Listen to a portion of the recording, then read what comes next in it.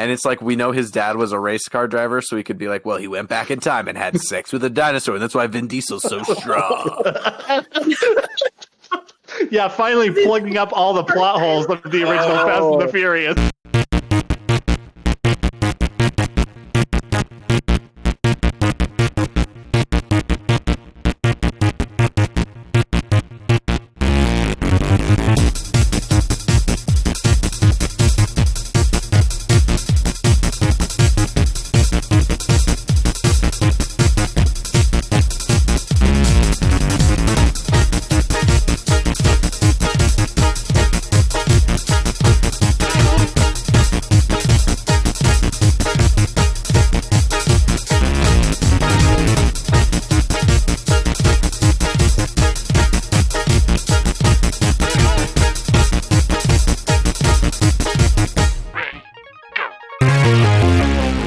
Welcome to the Rewatchers on the pod, and this week we put on our own high school musical called Hamlet 2.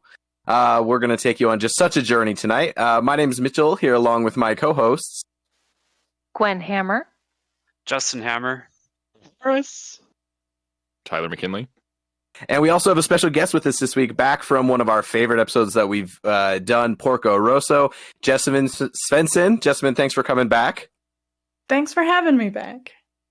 So we're doing Guilty Pleasures, and this was Tyler Harris's pick. So, but I know you appreciate this. You were the original giver of the DVD disc. Can you kind of tell us how, whether it's your version or Nit's version, just tell us how this came into your life? This movie, to my understanding, at this point, is that I discovered it and that I showed it to my husband. But his version is that he discovered it and showed it to me. So it has been mythologized in our household and is one of our favorite comedies to just put on and enjoy. So this movie has transcended what a movie normally is. Like, what you've told me is this has become a movie that sits in a pantheon on top of a mountain at some holy blockbuster. Yes. Yeah, that's appropriate. I feel that. Remind me to tell you sometime, maybe at the end of this podcast, about the cursed Weezer Green album in my family. Nice. Okay. Sounds amazing. All right. I have so many questions for you two, but first, just in case anyone hasn't seen it or they need a little refresher, I'm going to go ahead and give a summary of this entire movie. It was not easy. Okay. Xena lives in Tucson with herpes and a juicer. Pitch Perfect guy is trying to smash Aaron Brockovich. Steve Coogan, a.k.a. Mr. Marches is emotionally beholden to a 12-year-old critic. His wife deals doobie. Aaron Brockovich is racist, and the drama class is overrun by disinterested hoodlums. Yolanda is concussed for the first time. Catherine Keener is an alcoholic that wants babies. David Arquette is just here for some reason. Mr. Marches asks for his for a fist to his room temperature testicles. The school cut funding for the arts. Sperm doctor time. Here's the song, guys. La la la la la. I am shooting blanks. Are my testicles an empty tank? Is it all a ruse when I go curluge? I want to splash you with my hot buttered love spackle, so put your lips around this wedding tackle. Elizabeth Shue is a sperm nurse, and no, really, she is playing herself. The department needs $6,000. Enter Hamlet 2. Writing is really hard. It begins with an orgy, including Hillary Clinton and Dana's father. Other kids start acting. A fight breaks out. Aaron Brockovich is racist. I forgot about that. Now Dana bribes them with pizza, and they spike his drink after 7 years sobriety. Pitch Perfect guy quits when his role is reduced in lines and increased in sexual options. Haywood's dad doesn't want him to act. His name is actually Octavio. He has a 3.9 in interest to Brown. His parents are famous writer/artist people. Pitch Perfect guy snitches to the principal about Hamlet 2's unruly content. Lizzie Shue does a horny Q&A during volleyball practice. Principal cancels Hamlet 2. Catherine Keener's knocked up. Preparations continue for the show in montage form. There's a gay choir, a third concussion for that chick. Principal Rocker threatens legal action. Theater critics defend the show. The kids have a warehouse for the show, and Amy Poehler and the ACLU are here to help. Someone hits Mr. Marchand with a truck. Keener and David Arquette are dirty whore lovers. The baby is his. She's moving in heels. Literally, they were moving boxes, and she was wearing these big old heels. Danny gets crunk before a roller skating sesh. He's ready to give up, but the kids give their inspiring Save the Show speeches. It's already sold out, and gangs are ready to help. Kids' parents try and pull them out. Too many years late for that. Shue is here in a nurse's uniform. Media is out in full force, as are protesters. Pitch Perfect guy wants back in. We finally see a song from the show, and it makes no sense, but it's about raping in the face. Shu is loving this. Sexy Jesus converts everyone, I think, and moonwalks across the waves. Gay choir sings as Jesus time travels with Hamlet, who is in fact in the show. Hamlet and Pitch Perfect have a lightsaber duel over the crowd. Racist girl calls a Mexican guy Nacho Taco Bell Grand and jumps his bones. Leslie Knope is holding back the fire department. Hamlet gives Ophelia subpar CPR and proposes. Casual molestation confession. Alternate crucifixion. Curtain. And the cow temples out. Miss Elizabeth Shue is moved and ready to act again. Now she's dating Dana and the show's on Broadway. Life is magical when you don't live in Tucson. Why do I just want to like watch it right now? Right. You just like I just want to watch it again. So my first question for maybe Jessman answers this best. Do you guys have certain lines I didn't find this eternally quotable? Is this just like a feeling, or do you guys have lines that like you feel you need to say? Like, is there spackle dirty talk in your life? I just am so confused. This movie, the end line where he's like, "You live a magical life because no matter where you go, everywhere will always be better than Tucson." I remember having to like pause the movie when I was showing this to my mom, because it's genuinely like my favorite movie to subject people to. I love if I can bring them into my house and like sit them down and make them watch it so that I can watch them watching it. And my mom grew up in Phoenix, Arizona, or actually Taylor, Arizona, but she was born in Phoenix. And we just paused it because we had laughing so hard that like Tucson is where dreams go to die is like a little too real, because we have so much family in Arizona and it's the most miserable state in the entire union. I don't know why people want to live somewhere so hot. There's no ocean. There's nothing fun to do. I almost moved to Phoenix and I was like, what would I do there? Oh my God, nothing. Hike through the desert? Get a 3rd-degree burn from trying to open my car door? When every breath is a struggle, you can never get bored. Tyler Harris, so this was your official pick. Of all the guilty pleasures that you have, tell us a little bit about your overall feelings and this most recent rewatch of Hamlet 2. So this, like, I think you're kind of right. Like, this movie, I don't think that this movie is the most quotable movie by any means.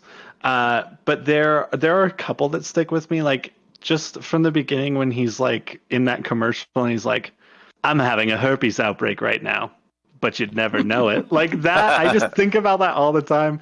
And also I think the line for me in this movie that like sold me, like immediately when I heard it, I was like, I'm in on this movie, is after he's kicked the garbage can at Yolanda and they're all, trying to figure out what to do. And they're like, "It was stupid." And he's like, "It was stupid, but it's also theater."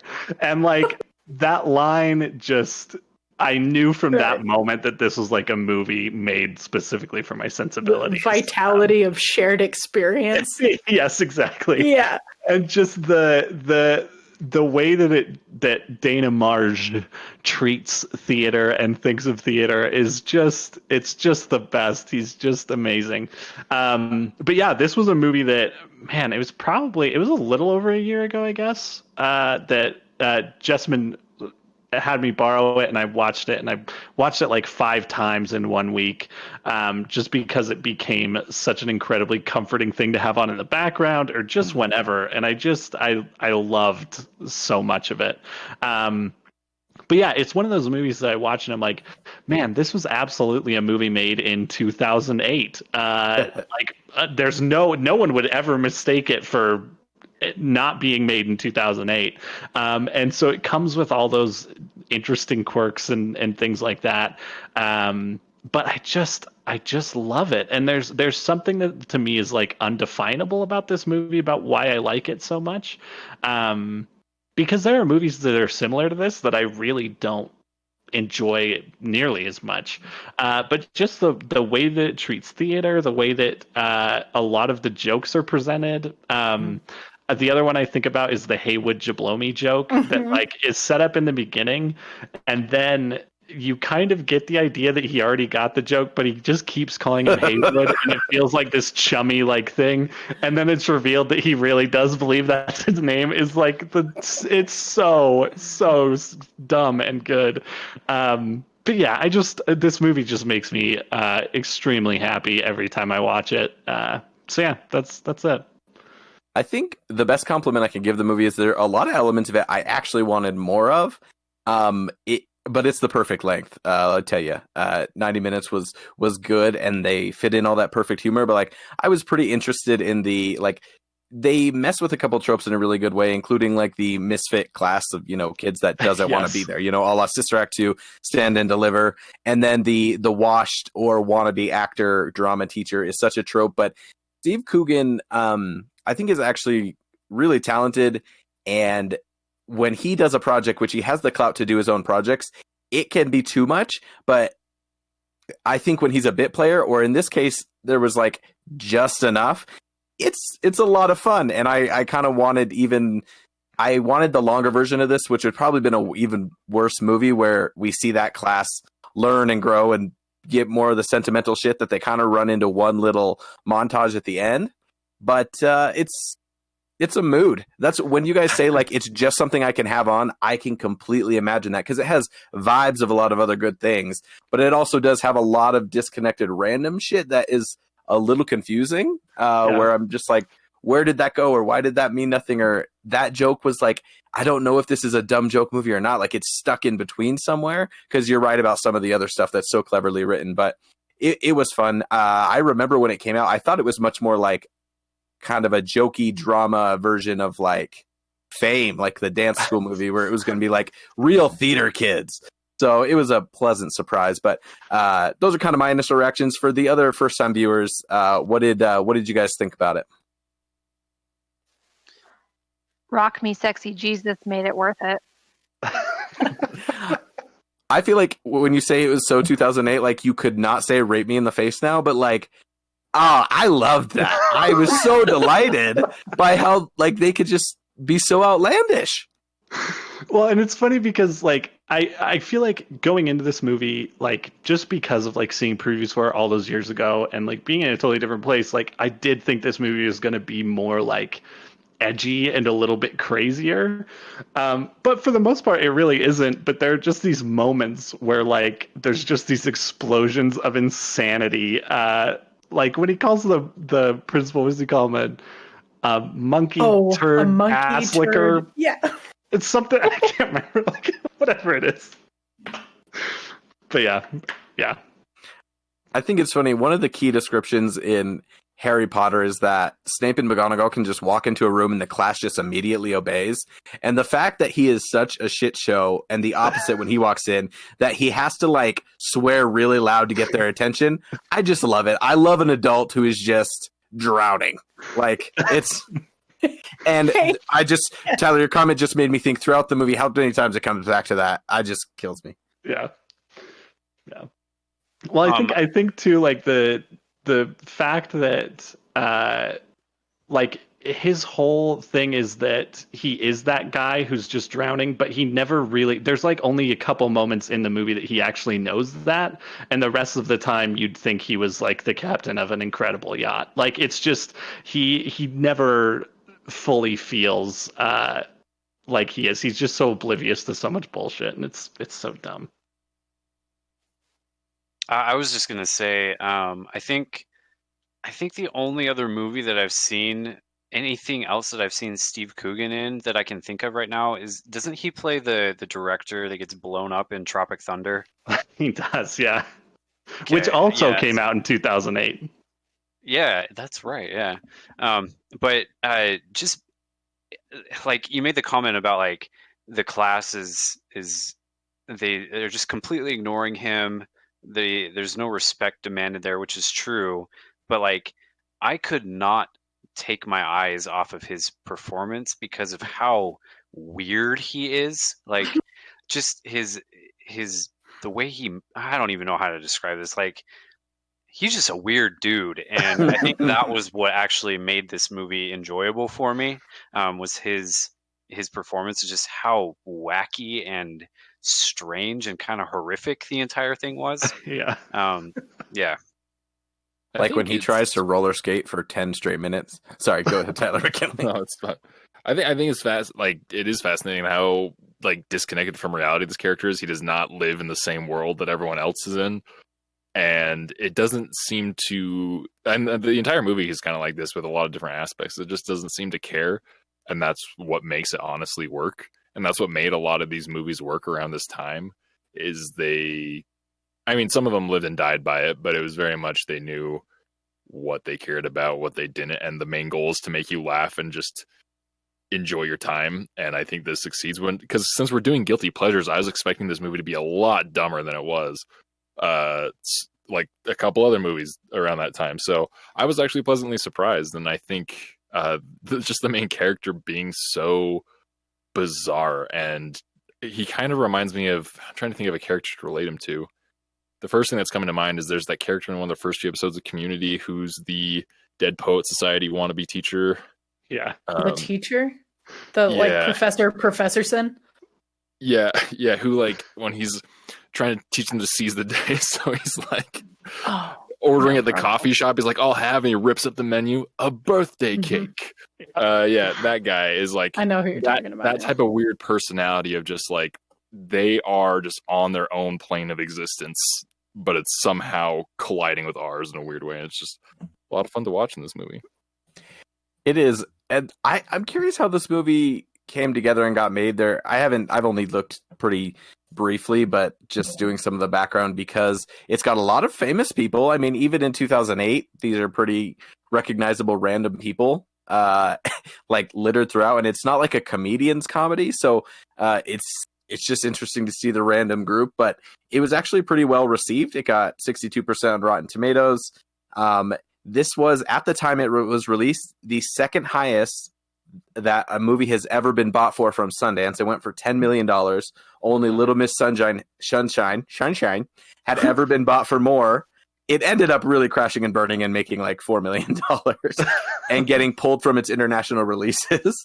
But it's just kind of an anomaly of like, I'm so glad something weird can get made. And I hope someone had some really fun high school experiences, and this came from some of that, because it's weird that the school has, only 2 kids that are interested in theater. But if you've ever been part of a high school theater program, it is such a fun shit show.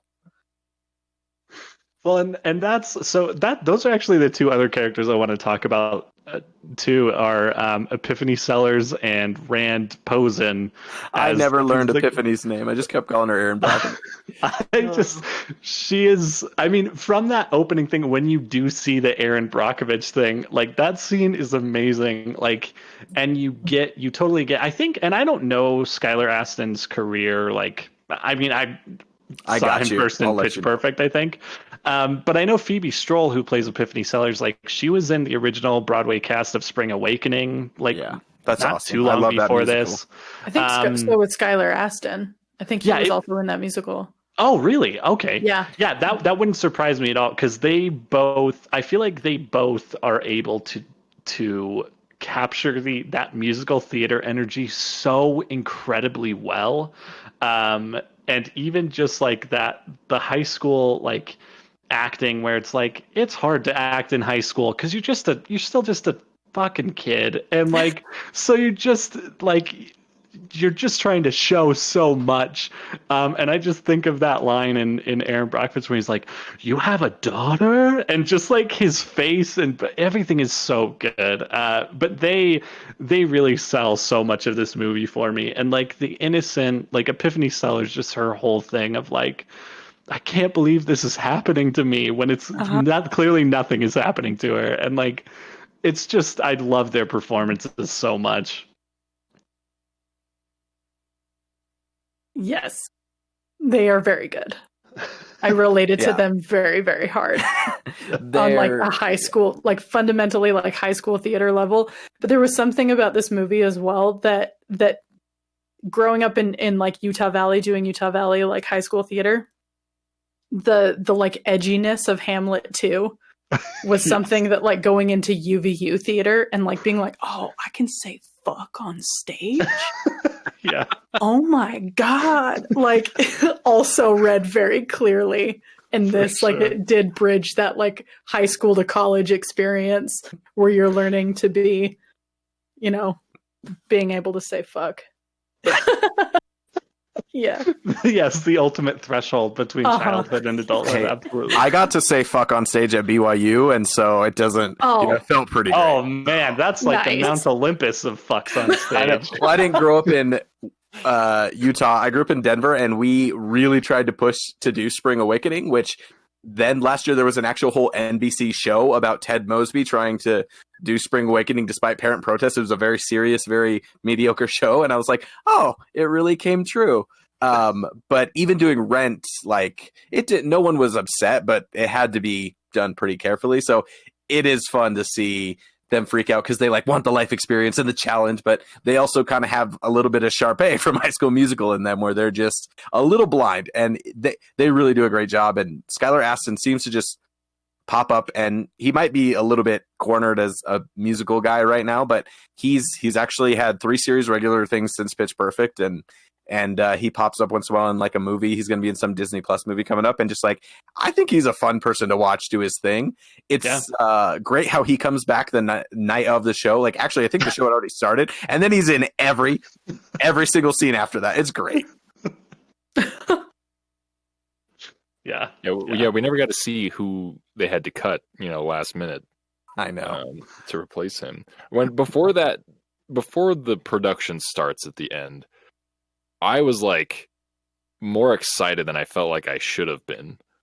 Like, I am so excited to see what this actually is. And unfortunately, we only get snippets of it, but they were very enjoyable and just wacky. And part of me, like, I doubt it, but part of me wonders, maybe this is the movie they wanted to make, but they didn't have the budget. So they made a movie about a guy trying to put on a play about this. And if they actually made the Hamlet too, I'd watch that twice. I'm surprised someone hasn't tried to make it since then and be like, let's flesh this out. Let's do the whole thing. There's probably some high school in like Southern California that has tried. Yeah, it's probably on YouTube, and it probably sucks ass. I mean, Hamlet 2 is like a prime candidate for those NBC live theater things they do, isn't it? Like, that should easily be up there. My that or a Fathom event. I think we got a little bit more the show than I expected, and like I said, if you don't land it after you do all of that, it kind of falls. And it was a lot of fun to watch, but it did have some shades of the Always Sunny in Philadelphia musical. Have you guys seen that? Oh, yes. Sure. Yeah. Yes. Oh, where he sings about Daymen and the boys' hole. It's just this might be my second favorite theater thing after that. Now I don't know. I do love also how like Elizabeth Shue is just eating that shit up. Her reactions to Jesus Christ, I just said Jesus Christ Superstar, but like that's essentially what it is they took like that energy and made it something ridiculous. Her reactions to that play are like mine. I love it. Always wearing the like nurse's clapping. uniform. Yeah. I love the lines that they've written for Elizabeth Shue too, when they ask her like what she misses most about acting. It's like, I miss making out with all those cute actors. Such a stupid answer and so funny. I love it so much. And Elizabeth Shue actually never stopped acting. She has about an IMDb credit every year at least, but she had a pretty rough run. After this movie, she did Piranha 3D, but since then she's been in some better stuff. She's been doing much better. Oh man, I always wonder what that's like for actors to play those kind of fourth wall breaking, self-aware roles. Yeah. The one that I always am just baffled by is Michael Keaton in Birdman, just essentially playing himself. And it's just like, I mean, maybe that's fun for them. I don't know, but it seems like part of it would be almost a little painful. Yeah, for sure. Yeah, you have to be like self-aware and trust the writer quite a bit. But there are some gems of some supporting performances. We kind of see Catherine Keener and David Arquette blow up his life, which again, his reaction is a little bizarre. Like, it's just, what is he doing? We have all the other kids, which are primarily Hispanic, and then you have Amy Poehler shows up. It's quite a weird little random cast. Did you guys have any other moments or minor characters you wanted to feature? Yes, I wanted more of the bratty genius critic kid, and I was sad. I mean, he was enough, but he was my favorite, and I wanted more. He's so good. He's very good. He That was joke- throwing that- 99 miles an hour. It was great. I like that his joke little at the speech beginning is like what impediment, too. sold me. Mhm. I kind of thought that the movie was going to pretend that he was an adult and like an adult role that they had just cast a kid into, and I was super there for it and was a little disappointed that it didn't turn out that way. Yeah, that honestly, that choice would not be out of place in this movie at all. Like, I feel like what you want would totally fit in with everything else. But yeah, man, what a great thing. Yeah, I think like Amy Poehler's character, I like Amy Poehler's character in this is basically the character that Amy Poehler was playing, like in all the bit parts she had and everything around this time. And it's funny like knowing, I mean, she was so huge. She's just like you're saying, oh god, I just forgot her name in Parks and Rec. Leslie Knope now. Leslie Knope. But yeah, her early comedy stuff and the stuff she did on the UCB show is so different and so incredible. It's just, she's great. Like, every line read she has in this movie is so good.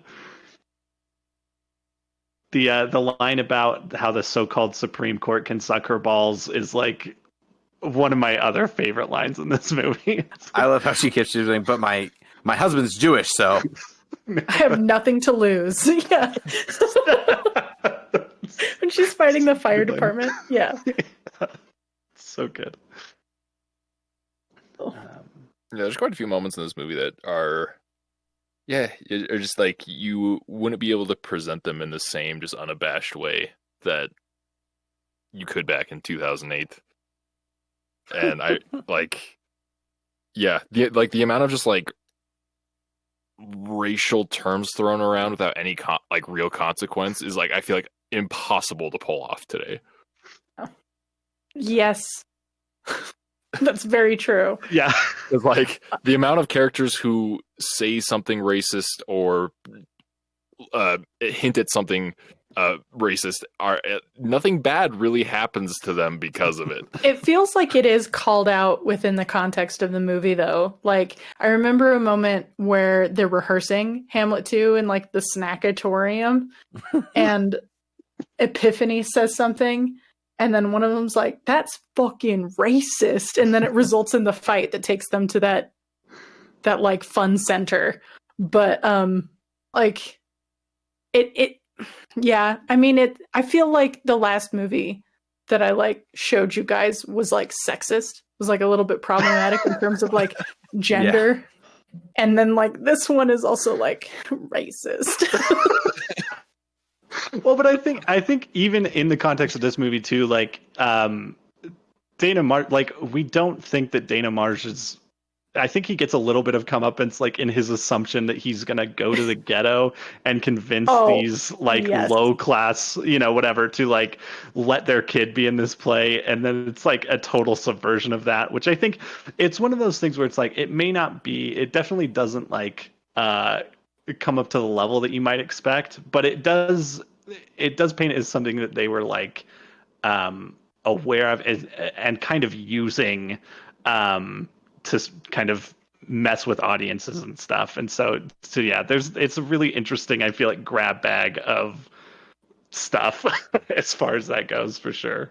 Yeah, I don't think it's like a blatantly like super problematic compared to like a lot of other things that came out in late 90s, early 2000s. It's just the hand in which the way in which it's handled is so different than it would be today, and it's almost kind of makes it enjoyable to watch with those, from this perspective. It's just like, oh, you early 2000s Comedy Central-esque bullshit.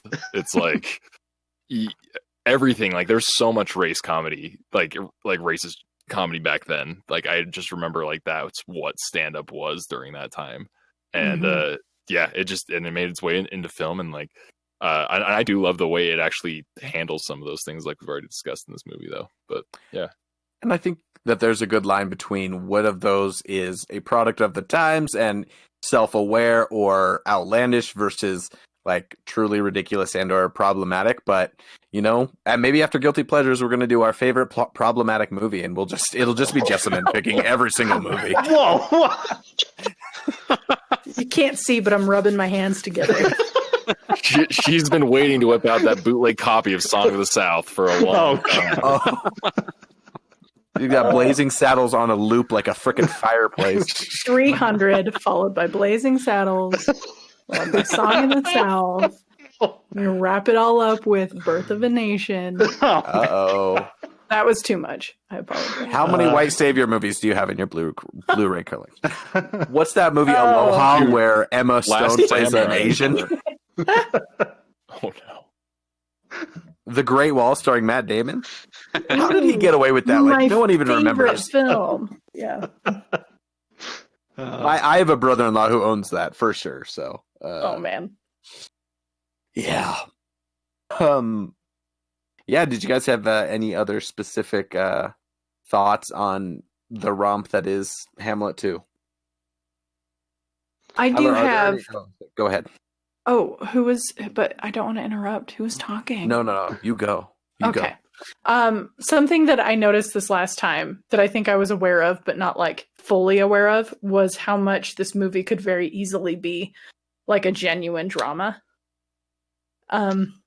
Like all of the material is there. You have like this teacher who's a former alcoholic who has a group of kids that he's trying to impart like passion and like the arts onto. And even I think there's a scene where he's like, have you seen Mr. Holland's Opus? Have you seen like Captain, My Captain? I can't think of that movie Dead right Poets now. Society. Dead Poets Society. Like it's all there. And later in the movie, he does say that his life is a parody of a tragedy. And it's like that is what it is they took the concept of like Mr. Holland's Opus or like Lean on Me, and they just made it a ridiculous fun experience. Yeah. But if you do want the dramatic version, watch a show called Rise that was on NBC, and it's them trying to get Spring Awakening made, and it's an alcoholic teacher, like everything you just said. Oh my god. Yeah, it's a little ridiculous. I think the voice of Moana plays the main chick too, so Oh wow. all comes full circle. Interesting. Was there any low-key Shakespeare references in that I missed? Because I didn't even know who was playing Hamlet or what Hamlet was in the play until he's like, "This is Hamlet." I mean, I don't know. I think it depends on how general you want to get, but like, I mean, you don't really see any characters from Hamlet. I mean, even like his like whole reason for making Hamlet 2 is so kind of weird, and like it's like it could have been anything really. If you're just gonna put a musical number with Albert Einstein and Jesus in it, like you could have done anything really.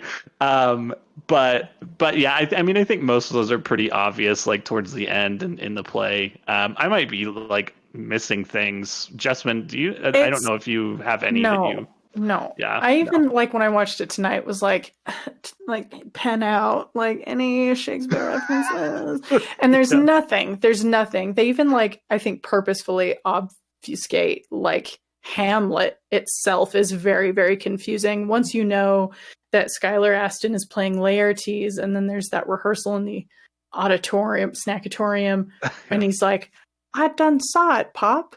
You're like, what is Laertes doing? Like, if you were at all familiar with Hamlet, it does not come together until you're seeing the last like 5 minutes of like the performance. And even then, you're like, why is Laertes having a lightsaber fight with Hamlet? Like, the only noticeable thing here is that Ophelia is drowning, but that's it. That's Yeah. it. And like Well, Gertrude drinks from a goblet of poison. That's it. Everything else is fucked up, and it's amazing. I love that, like, every time they refer to scenes in the play, they're like, oh, yeah, so Hillary Clinton and someone, they're having the threesome in a time machine. And then, like, when the Spanish news reporter is there and she's like, the audience is reacting to seeing Dick Cheney and Snoopy from Peanuts on stage together. Like, it's just, like, such a stupid, it's so bizarre and weird. It's so strange. Yeah. I did notice this time that the time machine is shaped like a skull. I don't know. Yeah, and I was like, oh yeah, Hamlet, skull, cool. Like I'd never noticed that before, but I got it this time. I will say I would have loved to have seen Jesus's role more in Hamlet too, because that brief scene that they share is so amazing when he's so like, good. "You've got my cell number." It's so good. My dad finds out what I did here. He's gonna crucify me. It's such a sacrilegious joke. Like, if you're at all religious, this movie. Oh man. Anytime I can get Satan, it's perfect. Yeah, I was gonna say it turns out that the play was actually very popular among the religious too, because you have that girl who is like, oh, I get it, Jesus kicks Satan's ass. And that's ultimately, I think, the real message of Hamlet too, the play and the movie, is that Jesus kicks Satan's ass. Well, it's funny because this came out, I think, a couple years before the Book of Mormon musical, and at the end of that musical, what ends up really happening is one of the main two guys pretty much spins a story that is insanely unique and involves aliens and things and whatever it takes. And he's like, whatever it takes to get people's perspective to change. So it reminds me of the little girl being like, you know what?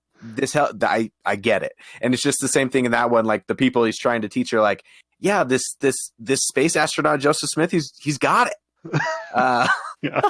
So that musical also has one song that is pretty rough for religious peeps, and I got to see that show in London, and it is kind of funny how they have some parallels suggested to all the theater nerds out there. But that does come to mind with the way people would react to something so deeply off religion. Yeah. But yeah, I just think it's super fun. I like I said, I mean, I just watch this movie a lot because it's just one you can throw on. It kind of reminds me, like, School of Rock is another one of those movies for me that I just throw on. And there's some interesting parallels between School of Rock and this movie for sure as well. Thematically, incredibly different movies and different, I think, sensibilities behind the camera and on that script, but kind of like spiritually similar, I think. So, great recommendation. Enjoyable watch. I don't feel too guilty about it. It's not one I'd probably brag about, but that's why it's a guilty pleasure, you know? Sweet. Well, we're gonna, you know what, before this, let's do some pre-recommendations, and this is completely voluntary. Before we take our regular break and do real recommendations, I'm just wondering if you guys have any other sequels to some Shakespearean plays that you've got some sequel ideas for that we can just go ahead and pitch right now. I know the Royal Shakespeare Company might be listening, the Globe Theatre might be listening. Do you have any other sequel ideas you could go ahead and pitch? Yeah, I mean, my biggest one, and I messaged you guys about this earlier, but just bringing awareness to existing pieces of work that are sequels to Shakespeare that people don't normally know. But there's a direct to DVD sequel to Twelfth Night called The 13th Warrior from like the late 90s, early 2000s, starring Antonio Banderas. That one's really great. You really see it's hard to see the connections at first, but if you really understood Twelfth Night and go into it that lens, then you'll have no problem just connecting all the dots. Definitely there. Yeah, absolutely. I see that now. Thank you, Tyler. I had no idea. Oh my god. The WWE actually did a production called The Untaming of the Shrew. And this is starring Triple H way back in the day. And it was so bad, it actually did not go straight to DVD. In 2012, it went straight to VHS. So really hard to get a hold of. But shit goes down. There's a lot of guns. And Yeah, I couldn't recommend it enough if you want to have just like a little like Transformers has sex with Shakespeare and John Wick orgasm. Ooh. Ooh. All my favorite things. Wait, I'm confused at what we're doing. Are we suggesting real movies that exist, or are we making them up and pretending like they're real? Well, now we're not doing either of those things. You can suggest whatever you want, Tyler. I'm like racking my brain trying to like come up with something on the spot. Holy shit! I have one. I have one. Please. Go. It's called Fool, and it's by an author. So it's a book. It's not a movie, but it's by an author named Christopher Moore, who's like really funny. Like his stuff is pretty hilarious. He has a book called the Gospel of Christ according to his best friend Biff, or something like that. I can't remember the exact title, but I read it and it was hilarious. But he has one called Fool, and it's a like retelling of King Lear from the perspective of the fool. That is very recommendable and readable and ingestible and hilarious if you like King Lear. So there's that. I love that book, actually. Yeah, that's a Okay, that was way too specific to be made up. So I think we're doing actual things.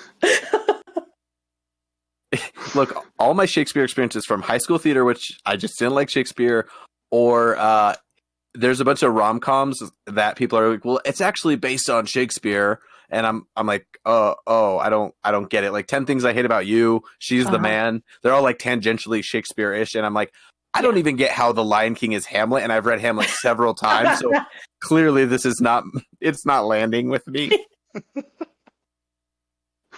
Yeah, well, it's funny because I feel like it's one of those things too where like a lot of those plots, I mean, you talk about Lion King, but there's so many things about Lion King that are not Hamlet as well. Yeah. You know what I mean? There's so much. And so for something to be like sort of Shakespearean, it doesn't take a lot at this Not point. at all. Influence storytelling Not even. a little And bit. Shakespeare honestly stole most of his storylines. So Right, stuff that you're like referencing as Shakespeare is actually like centuries older Italian theater. So it's like all mimetic. There was a really bad show on TNT a couple years ago just called Will, and it was like a super dramatic tale about William Shakespeare coming to London and trying to get plays made, and shows him like stealing, but they leave it a mystery whether he stole the story or not. It's pretty great. Which brings to mind, do you guys think at the end of Romeo and Juliet, do the gnomes kill themselves? Yeah, absolutely. Oh, if they seen don't, it? then I'm out. Spoilers. They did save it as an after the credits scene, so the kids didn't have to see it. But it's like get your kids out before we, bring the piece that's going to make this movie actual art in Now, for the critics. But how does a lawn gnome poison themselves, Tyler? Please tell me. oh, I mean, a lawn gnome is just high enough. They're the same size as most of the bottles of chemicals that you use to like fertilize your lawn and stuff. It's very easy. Like And are they gnome hollow? suicides. Just suck They're on that hollow. leaky god. Yeah, then like they can either store a bunch of or like eat poison, or poison, Yeah, or like poison you can put them on potion. top of like a vine, and then the vine like wrecks them because they're made of porcelain.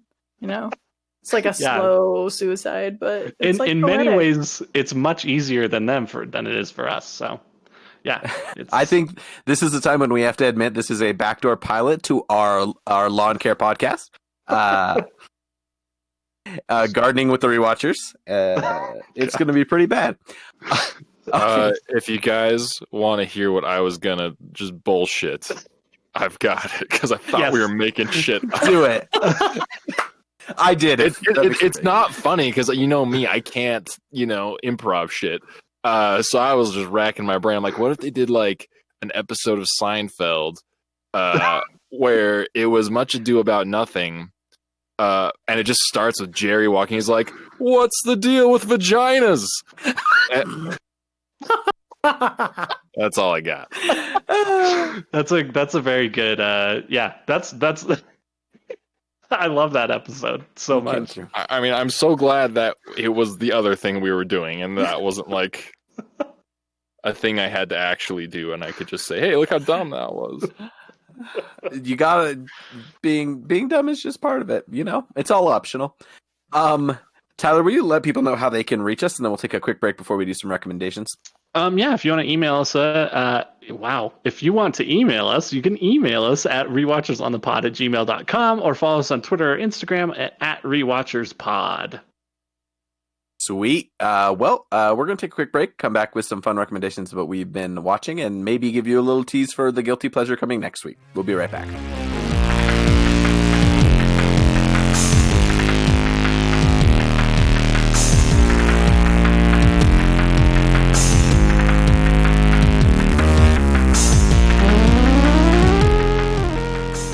Welcome back to the Rewatchers on the Pod. We've got some recommendations for you. We've all been probably still having slightly more time than normal to consume some media while the world's a little closed off. So, Tyler Harris, why don't you get us started? Sure. So the first thing I just wanted the thing I recommended last week, I sort of recommended last week, was The Midnight Gospel on Netflix.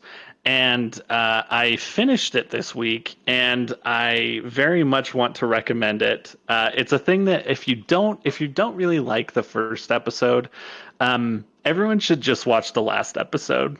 There's not there's not really a whole lot of narrative threads that get carried through, because it is just kind of these conversations from Duncan Trussell's podcast that have been animated behind. But the final episode, or actually it covers some of the first episodes of his podcast I listened to, where his mother had been diagnosed with cancer, stage 4 cancer, and he just did these episodes with her where they just talked very candidly about death and that whole experience. And the last episode of Midnight Gospel is one of those conversations, and it is just incredibly beautiful and insightful and comforting, and it's really great. Everyone should go watch at least the last episode of Midnight Gospel. The other thing I'm going to recommend is this. I played a game this week. I'm not going to talk about that one yet. Maybe we'll talk about that one later. Me and Tyler and Justin played a game for like 7 hours last night, it feels like. But no, there's a game I played earlier in the week called Hypnospace Outlaw, which is a video game where you are basically put in the shoes of a moderator for like a late 90s GeoCities type internet. And you basically go around and report like harassment comments or content infringement, but it's all just set up in this old 90s OS basically that you navigate through, and you get to go through all these people's goofy internet pages and all of that. But it tells this really great story through that, and it's one of the more unique games I've played like that, where it really did feel like it kind of just engaging with people's, the early form of their social media pages, essentially, gave me like this really emotional connection to characters. And there's actually a moment kind of towards the end of the game where that crashes, and then 20 years later, you have a bunch of these people who are coming in and trying to like archive all these old pages of people who used to be on Hypnospace, and they're kind of like diving back in and trying to find all these files that they used to remember. And it's just this really interesting kind of look at internet histories and the way that we interact with each other and with more recent history, I guess. And so it's just a really cool game. But Hypnospace Outlaw, it's on Steam. You should check it out. It's real good. But that's it. Sweet. Gwen, what are you consuming? Well, I actually watched something this week. Justin had me watch The Lighthouse, which I know you guys have all seen by this point, and I can't really say that I. Wait, what was that? I said, "Oh boy." Yeah. Yeah. Well, I can't really say that I liked it. I would feel wrong saying that I liked it. I'm not sorry that I watched it, and watching those two very talented actors put on such amazing performances was pretty joyful. Um, and then the other thing, so I got through my first jigsaw puzzle. But if you're tired of jigsaw puzzles to get you through lockdown, my dad sent me these 3D wooden mechanical puzzle model things. They're by a company called Roker, Rokr, and they're like wooden Legos basically, and they're you put together like a marble run, or one of them's called a marble parkour. So there's these sets that are just these pre-cut wood sheets, and you punch out the pieces and put them together, and it's very satisfying. So that's my my very cerebral recommendation for this week. Nice. I love it. I did do a lot of puzzling over the last month, and I've consumed a lot of books and podcasts through it. So maybe 3D is the way to go, but I'm very intimidated. Jessamine, what can you recommend for us? I can recommend so something that I grew up on that I've been rewatching because it's on Netflix is Star Trek Enterprise, or like Next Generation, I mean. Oh yeah. That's like amazing and so wild. Like I forgot how weird the plot lines are. And we're in season 2 now. I've been showing it to my husband because he was kind of introduced to Star Trek via the Orville.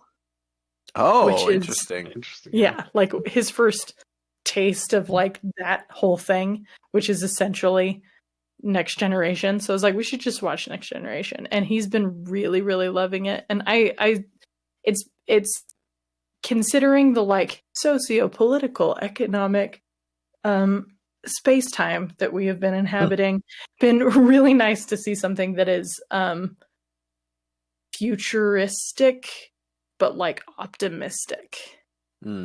So that's been nice in like if I've had a hard day, watching Star Trek at the end of the day has helped me like have a good time. Like reframe the narrative of my day to be like, okay. So I would recommend watching Star Trek Next Generation. That's a good comfort show. Yeah, growing up, my parents loved Next Generation, and they watched a lot of Voyager and some Deep Space Nine. And you know that meme? I think it's a popular meme where there's 3 people, and one of them's like biting the middle, and then you see that he's actually in 3rd place, and people are ranking things. Is that just me? Oh yeah. No, I know what you're talking about. Yeah. So I saw one, and it ranked those 3 shows because they were all so weird because they're mostly on UPN, but they were all syndicated, so any station can pick them up and play them. But it just doesn't happen anymore where a show is syndicated pre its run. So not like a sitcom that gets picked up by TBS, but like Xena and Hercules are this way too, where anyone could pick up this show, and they had ranked them. And I loved Voyager, and then there were some Trekkies who were just going to town on this Reddit thread, and I had no idea that Captain Janeway was suffering from such disrespect. But I think if you enjoy one of those casts, they're really fun, episodic generally until later seasons or like later in a season where it'll get a little bit more serialized. Like they're fun episodic shows that like somehow skirt around not having enough CGI, but make their alien world so interesting. Right. So, they're so earnest. Oh yeah.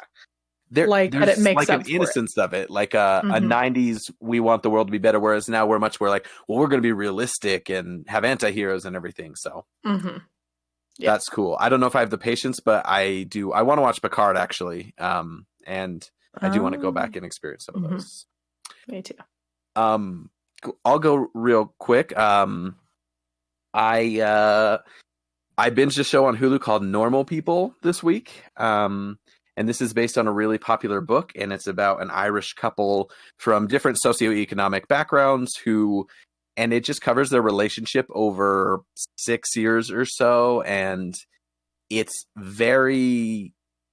heartbreaking, and it's very earnest, and it's already kind of hit this backlash where everyone's like, well, it's so earnest that it's generic. And I've just been reading way too many think pieces on it, but I think it's 2 really good actors. And it's so Irish, like it's just this everything's a little depressing, and they have a really hard time communicating, but it's just really true to being they're generally like 16 to 22. There's a lot of sex, and I think it's depicted in a pretty healthy and unusual way for television. And it's really short. It's 8 half-hour episodes, and I highly recommend it. I think that both of those main actors are going to go out. This is their first big thing, and I think they're both fun to watch. I mean, it's depressing, but fun to watch. It's also a very great look at anxiety. So, like an easy, not easy watch. And then Greg Daniels, who created The Office, has actually not... A lot of people see what Mike Schur, who was also a producer on The Office and went on to make Brooklyn Nine-Nine and The Good Place and Parks. But Greg Daniels is actually the guy behind it. And he finally... This is his first big project since The Office, and it's called Upload. And it's on Amazon Prime. And if you've seen the Black Mirror episode of San Junipero, it's kind of a play on that. So pretty much you die, but you have the chance to upload your consciousness to a dream world. And it actually has some afterlife similarities to The Good Place as well. But it is... I've only watched the first 2. And again, I love that it's 8 half-hour episodes. I love how short a lot of these things are, but so far, it is just, you can tell Amazon paid a shitload of money for it, and it's super interesting to watch, and I'm excited about it. And my last recommendation is the city of San Antonio, because I really needed to get away. So I helped a friend move down to Texas this week, and I did. I was able to like see some of the city, and even though Texas is getting a lot of bad press right now, I think they're doing a hell of a lot better job social distancing and keeping things, even though they opened up some things this weekend. Like, I feel like they are doing as good as anyone. Like, it was just super beautiful. And honestly, I just went there to try like as many taco places from this foodie website that I've gone onto. So great tacos.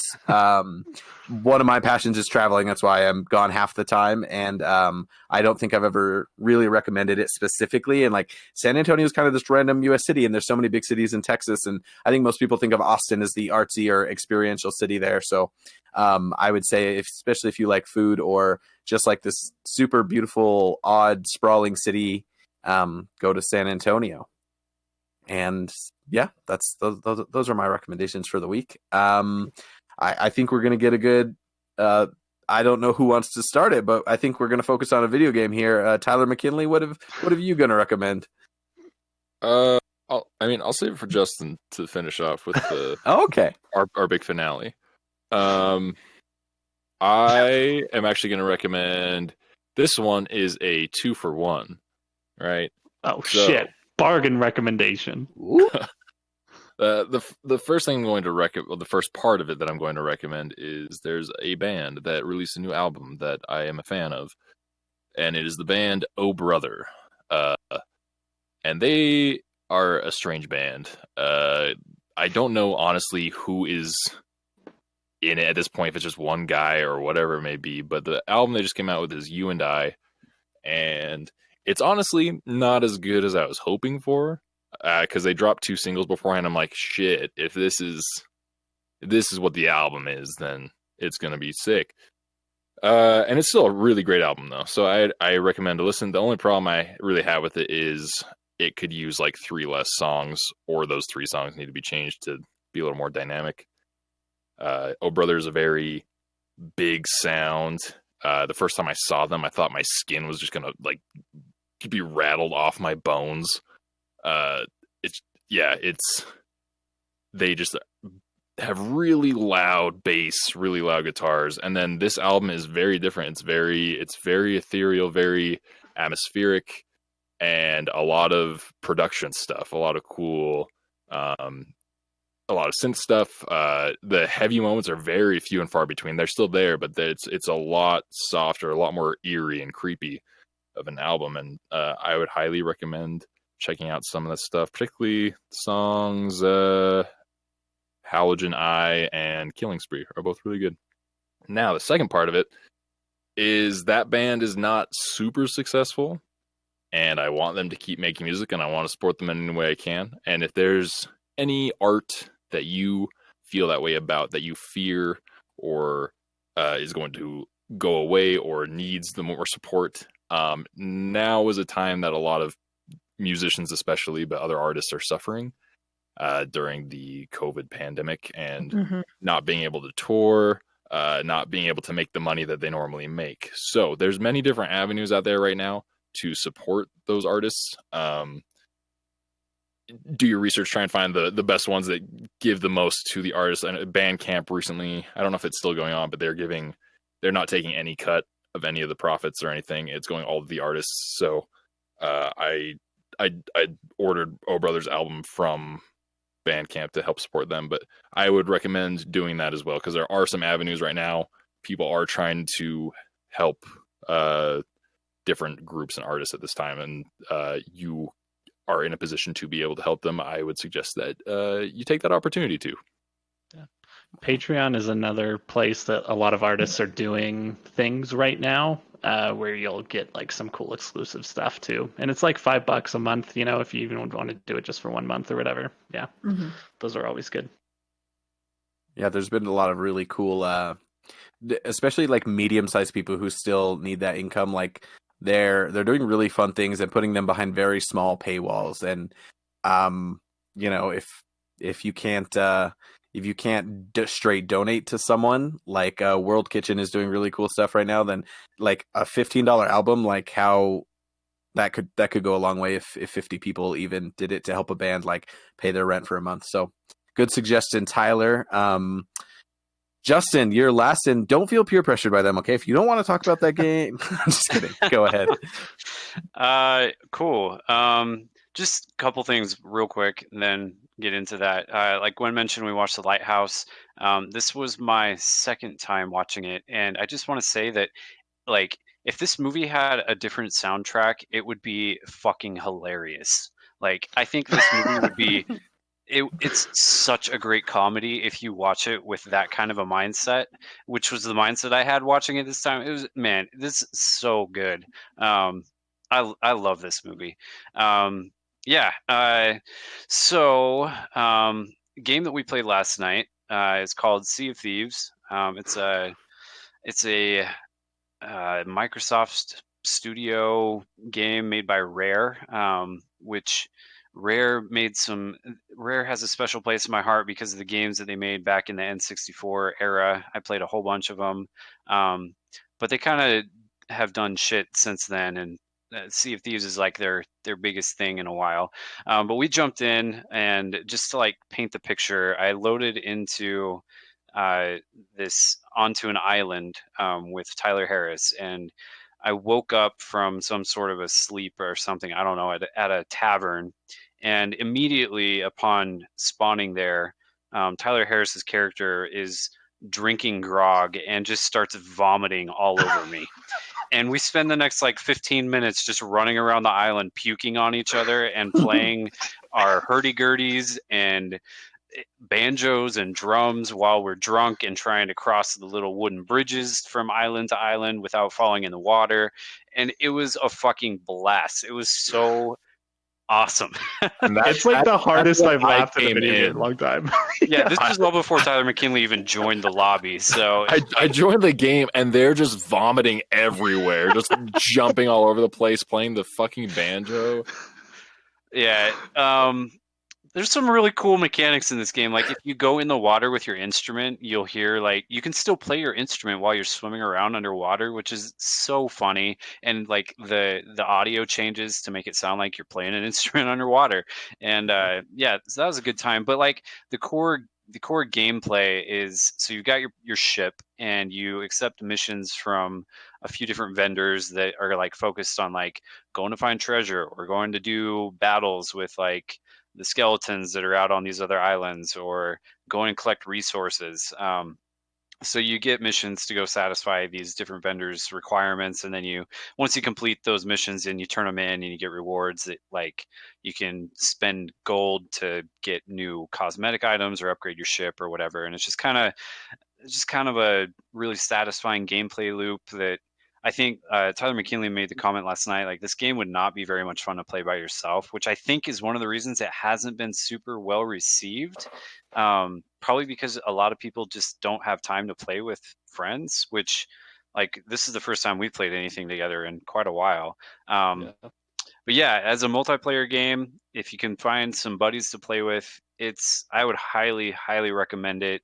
We were sailing the seven seas and getting attacked by a giant shark and shooting harpoons at each other and puking everywhere, literally. Yeah, it was fantastic. I don't know what else am I missing? Somebody help me out. No, I think there are just so many like little details. Like you mentioned the instruments underwater, but also if you play the instruments when you're drunk, the songs are just like these fucked up versions of like, your fingers stumbling across strings. It's so bizarre and good. But yeah, and it's all very cartoony, which I think works really well. Justin's character is a very old pirate woman who wears a jacket and basically her bikini around everywhere, and it's a shocking vision to see in this pirate world. But She has a beard too. oh yeah, she's also bearded. It's just wild. It's like super goofy, and it's just a lot of fun to mess around with for sure. There's just the dumbest gimmick in the world that like never got old the entire night because we played from like 9:30 until 4 in the morning. It was very early. Yeah. Like you have a map, like different treasure maps, and you can like hold it up to your own face and like look at it to see, because you have to see what the shape of the island is and then find it on like the big map. That's how you find where all the treasure is. But you can also flip it around and hold it up to other people, but so they can see what you're looking for. But we all had the same maps, so we're all just showing each other maps we already have. The whole night it was just this stupid gag of like, are you looking for an island that looks like a banana? And they're like, oh, you mean like this one? And you like smash it up in their face. And it is so dumb and so funny, and just like a lot of weird things that it's very sandboxy, a lot of fun, stupid shit that happens just because you're with friends pretending to be pirates. We did get completely obliterated by a giant pirate ship that was crewed by I think a single person. So this is another online player. So you play in like a shared world where you could interact with other people who are playing the game. So you're like the ocean that you're in can be populated with other pirates, and we were trying to find some treasure on this island, and this gigantic fucking ship just comes out of nowhere and literally blew our tiny humble ship out of the water in like 10 seconds. And the guy who was piloting, I don't know, commandeering his ship, jumped in the water and killed all three of us and sent us to the great ghost pirate ship in the sky. And we had to respawn with a brand new ship and lost all of our gear. And then all of our shit. And then like 5 minutes later, we all got this notification that said that is like, your loot has been turned in by another pirate. So it was just like rubbing it in that we'd gotten completely destroyed by this high level player. So yeah, it was good times. It was a lot of fun. It's really fun. Be a pirate. That's the recommendation. Cool. Well, Jessamine, hey, thanks so much for coming. You have brought us 2 gems of films and podcasts, so we appreciate you and your time. Next week, we're going to watch another guilty pleasure. It's going to be Underworld, starring Kate Beckinsale. This is Tyler McKinley's pick, and you can stream it on Netflix. So, yeah, we look forward to seeing you next week. My name is Mitchell Marshall, and my co-hosts have been Gwen Hammer, Justin Hammer, Tyler Harris, Tyler McKinley, and of Do course I say Jessica my name? Svensson. Okay. No, I didn't. I was like, Sorry. I didn't think that through. And No then way. here I am, Jessamine Svensson. Hey, yay! have a wonderful week, everybody. Thanks for coming on. See you next week when we watch Underworld. Bye.